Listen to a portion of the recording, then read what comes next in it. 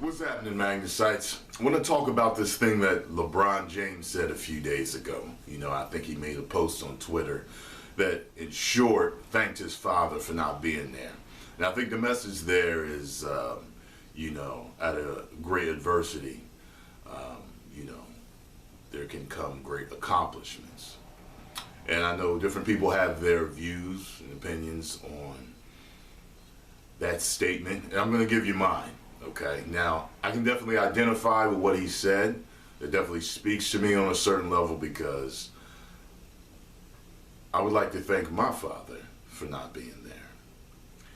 And I'm going to give you a few reasons why. I'm going to let you understand the reason why I would have preferred not to be raised by a man like this. You see, my father was a drinking, smoking, abusive, womanizing thug that ran the streets. And how do I know this? Because my mama told me. But I'm not going to just go on what my mother told me. We all know that sometimes when relationships don't work out, the mother will bash the father to the children. But that wasn't in my mother's character. I could strictly go on her character. After all, my mother was going to be a nun.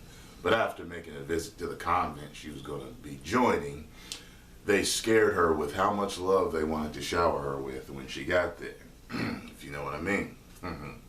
So, she decided not to become a nun because of the eerie feelings. But anyway, every person that I met in my life only confirmed what she had told me about him. Now, she never bashed him. Let me get that straight.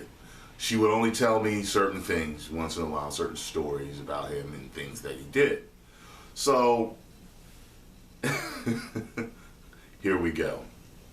First of all, I heard about him. She had told me about him beating up 2 other women, okay? He beat up 2 women.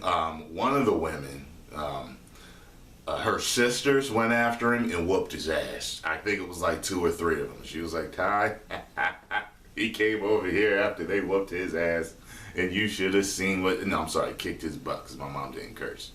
You should have seen all the scratches on his face. He was messed up.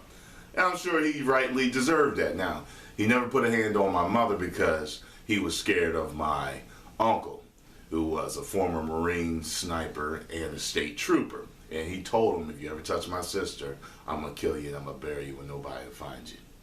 And my uncle was one of them cops that was kind of like, give me a reason. He was one of them cops, so he never, ever, ever put his hand on my mom. I think she told me he shoved her one time, and that was about it, because he knew what was going to happen. I ran into a man one time that knew him, and he had told me, he said, you know, he did that girl wrong. I'm like, really? Oh, yeah. He was like, yeah, are you Will's son? I'm like, yeah, he did your mother wrong. Ran into him. I ran into these guys at a job that I worked. He happened to know who my dad was. He was like, you Tyrone Crawley's son? Man, let me tell you something about you. Oh my God, your dad's crazy. He is a funny motherfucker, man. We would wait until he got to the job. We would wait at lunchtime for him to get and sit down because he was always telling us some new story about some bitch he fucked some girls he was running up in and doing this and that. And I'm sitting there kind of like, I'm kind of laughing, but I'm kind of like, I'm sure. Yeah, because I knew where he worked at the time he dated my mother, and they worked at the same place. So I knew he was telling stories about my mom, I'm sure, but he was also fucking other girls on the side because she called him too many times, and that's why she got rid of him in the first place. You know what I'm saying? She told me about another time where when she was pregnant, I believe with my brother. It may have been with me, but I believe it was with my brother, and some girl called her. And I forgot how it happened, but she called my mom and she was like, you know, are you with Tyrone? And she was like, yeah, I'm pregnant, 6 months pregnant with his son. And she's like, please, are you able to come to my house? I have to see this to believe it. She came over, they both talked So it was one of them collaborations where the girls find out behind the man's back and then, aha, gotcha. Yeah, what I'm saying. So there was all that, like I said, drinker, smoker, getting drunk, motherfucker this, motherfucker that. So I guess I probably inherited a couple of his traits, the cussing and the ability to be funny. But that's it. I can pull women, but I don't use it for evil like he did. You know what I mean? And I remember my mother telling me when I got older, she said, in a way, I'm glad that he's not here. Because if he was here, he may have really influenced you to run the streets and do other things. And I don't think he would have been a good influence on you. I know that any child that grows up without both parents is at a slight disadvantage or even a major disadvantage, depending on how the one parent takes care of the child. So, when I think about what would have been influencing me, I'm really glad he wasn't there. And from what I know about him now, life really hasn't treated him all that well.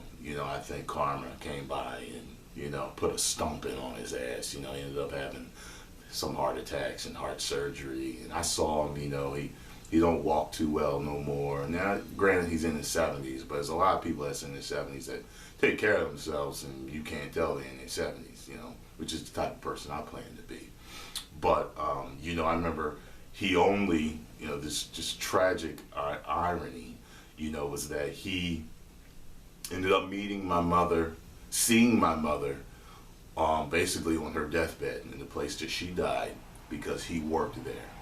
And he recognized my grandmother standing in the doorway of her room. He went over to say hello, and my mom recognized him. They said, all my mom did was, look outside the window. She wouldn't look at him. After all them years, she was in her 50s, he was in his 60s, and they hadn't seen each other in all them years. And, it really bothered me to know that, and he tried to make friends with me after she died, be there for me. Saw him one time, called me over, and I realized that there's another thing I got from him. You know how I say, you know what I'm saying all the time? That's probably going to be on the t-shirt for Tyrone Magnus. You know what I'm saying? And on the back, 1 million subscribers. Woo! But he said, you see what I'm saying all the time. And I mean, he said it all the time. He would say it twice in a row. You see what I'm saying? You see what I'm saying? Like, he would talk like that. And I was like, well, I know I got that from him. But anyway, he told me and my brother he was going to help us out with a little bit of money. Well, I called him a week later to get that money. He's like, well, yeah, I ain't got it. Fuck you. You know what I'm saying? Like, it's the same old story. You was never there, and you're showing me now that you're not there for us now. So that was the last phone call we had, and I'm sure he knows that's why. It was, it wasn't nothing new, And I remember when we saw him, I don't know, I felt no attachment to him. It was nice to see him again.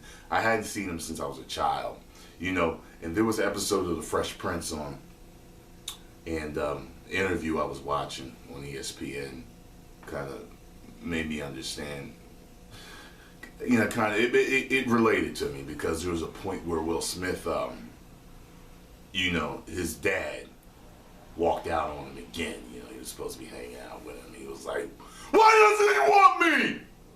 And I can remember as a child feeling really bad, about him not being in my life. That was really hard to deal with. I can remember just laying in bed and asking my mom, like, why? Like, why isn't he here? Why isn't he? And she said, and she tried her best. She tried her best to kind of, soften the blow. But there's really nothing she could do. I mean, it's hard. Because your dad teaches you, he teaches you sports. He teaches you how to rumble. You know what I mean? He teaches you how to carry yourself as a man, how to conduct yourself as a man. He teaches you, how to go on a job interview, how to speak to other men, how to deal with women, how to treat a woman. You know what I'm saying? There's like just so many things that a father teaches you that a mother can teach you, but it's different when a father is teaching you. You get what I'm saying? And those are the things that I missed out on. Although she taught me everything the best she could, and she did a very good job, I think. But it's different when you don't have a male influence in your life. And me and my brother both know what that was like. We had to teach each other to be men. And it's kind of crazy because I feel like after she died was when we really had to grow up and become men. And I never forget, it was around 27, the age of 27. A couple years after her death, it was like, it kind of hit me. And I really realized that I wasn't a man. Some guys are men at 18, 16, 15. They've got that influence. They've been taught. Some people are abandoned at that age. They become a man earlier. But my age was 27. And once I knew how to become a man and how to be a man, I started to teach my brother. And, you know, me and my brother are still in contact. And, you know, it's funny. You know, I'm still like a mentor to him, you know. And I just, you know, I've learned from different men in my life how to be a man and how to conduct myself. But the majority of it came from reading. Books are very powerful, you know, and if you read the right ones, they can teach you a whole lot. Sometimes even things that people, conversing with people, can't teach you. So, I think that's pretty much it. I'm glad he's not in my life, like I said. I probably never will have a relationship with him ever, you know. Maybe would it be nice, but everything, like I said, and you know, everything everyone's told me, you know, it wouldn't have mattered anyway, you know, from what I hear. And this kind of reminds me of myself, like something I might say, but I might say it in a different way.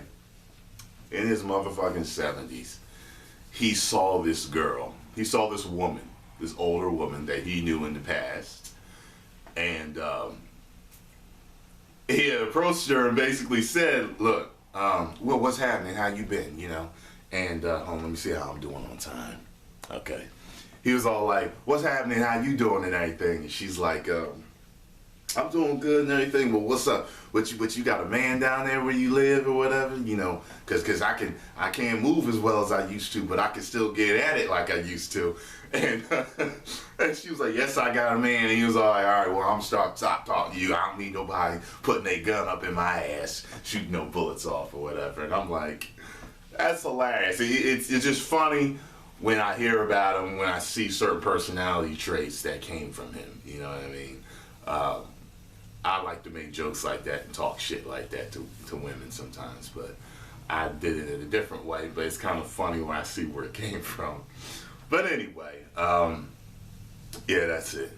I definitely understand you, LeBron. I get what you're saying. And it's funny. Sometimes I wonder, you know, when I finally reach that height, when I reach that pinnacle of greatness that I'm striving for, you know, what's he going to think to himself? You know, is he going to think, oh, damn, wish I was in this great man's life? Or is he going to say, that's right, those is my genes right there? You know what I mean? You know how some people do, they get ignorant like that. That's my genes. Motherfucker, you ain't helped do shit. You left when I was 4. You know what I'm saying? All you did was help make me, you know. What's also brings me to another point, because I will be changing my name. I don't want to carry his name and, you know, his last name. You know, my first name is what it is. And I love my first name. I love the meaning of my first name. But my last name is 2 reasons that I'm not going to keep it. One is that it was a slave name, you know. Slave owners gave blacks their last name. So I'm not going to have that last name. Another thing is because it's attached to him. I want to be something greater than him. And I don't want his name attached to me, dragging me down in any way. And some people might say, well, why don't you take that name and make it greater? I'm going to start a new legacy, a new family name. And it'll be what I leave to the world. You get what I'm saying? I don't want any more attachment to it. And even if he was a great father, I would reconsider that. But at the same time, I still don't want it because it's a slave name and it doesn't identify with me or who I am. All right, y'all. I hope you have liked this video and you have a little bit of insight into who I am, where I came from, why I understand Mr. King LeBron. All right. King LeBron and Lord Magnus. That's right. He's attained greatness already, and I'm still striving for it, and I will achieve it. 1 million subscribers. Woo!